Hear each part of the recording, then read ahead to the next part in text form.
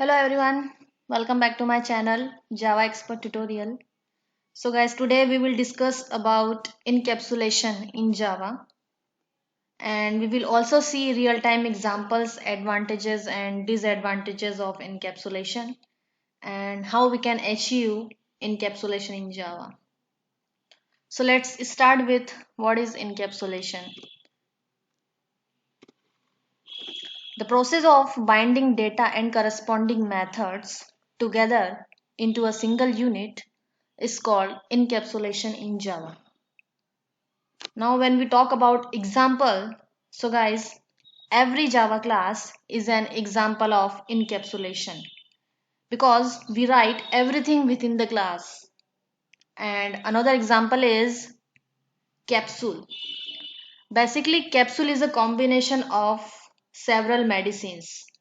And if combination of medicines are variable and methods, then the capsule will act as a class, and the whole process is called encapsulation. Now let's see the real-time example of encapsulation.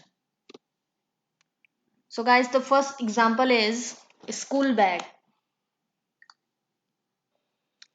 School bag is one of the most real example of encapsulation.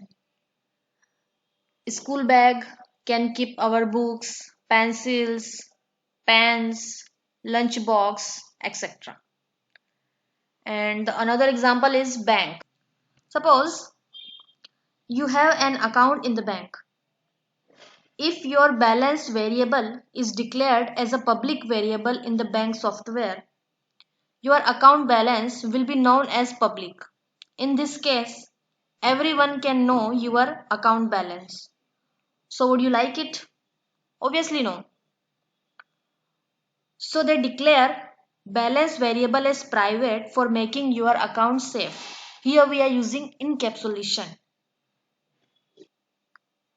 so that anyone cannot see your account balance. So we can achieve security by utilizing the concept of encapsulation. Okay.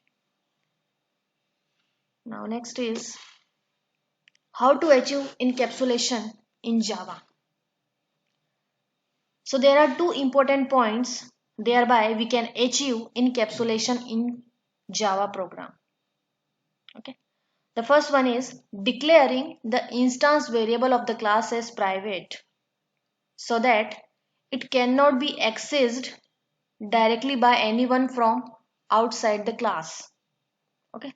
Now the second point is provide the public setter and getter methods in the class to set, modify the values of the variables or fields. Setter method is responsible for set the value of the variable, and getter method always return the value of the variable. Okay. Now next is advantages of encapsulation. The encapsulated code is more flexible and easy to change with new requirements. It prevents the other classes to access the private fields. If we declare instance variable as private, that means no one can access these variables from outside the class. Now third point is it keeps the data and code safe from external inheritance.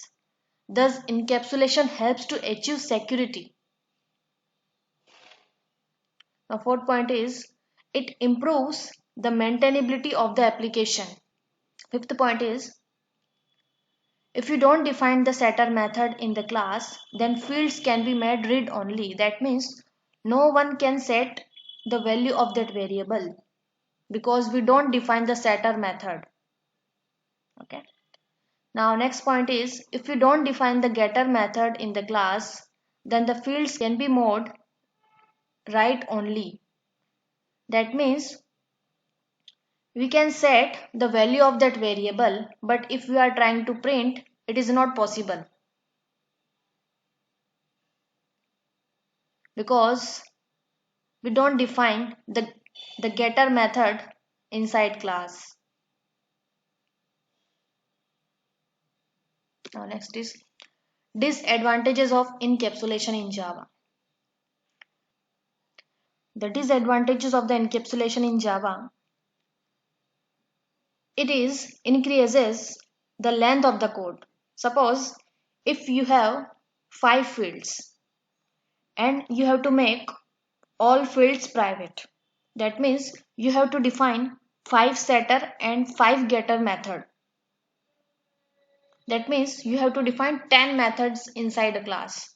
So it increases the length of code. Now let's see the practical example of encapsulation. Okay.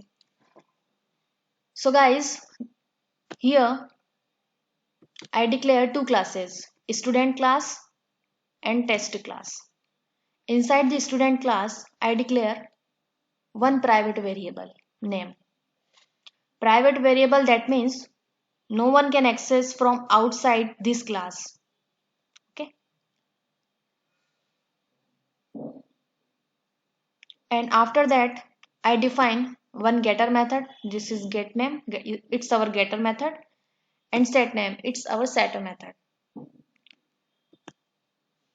Getter method always return the name, and setter method responsible to set the value into the variable. Okay. Now in another class, test class, first we create the object of student class, and here I am trying to set the value of name, but it gives compile time error because name variable is private, so we can't access directly from outside the class. First we have to call the set method for it.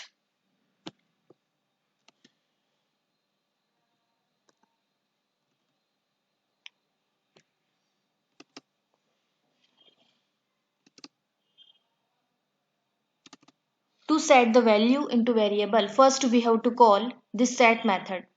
Here I am passing Amit. Okay. And it will assign the value into name. Now the name equals to Amit. And after that I call get method, which returns the name of the student. Okay. And here I assign this value into name variable. And after that I am printing this variable. Let's see what will be the output.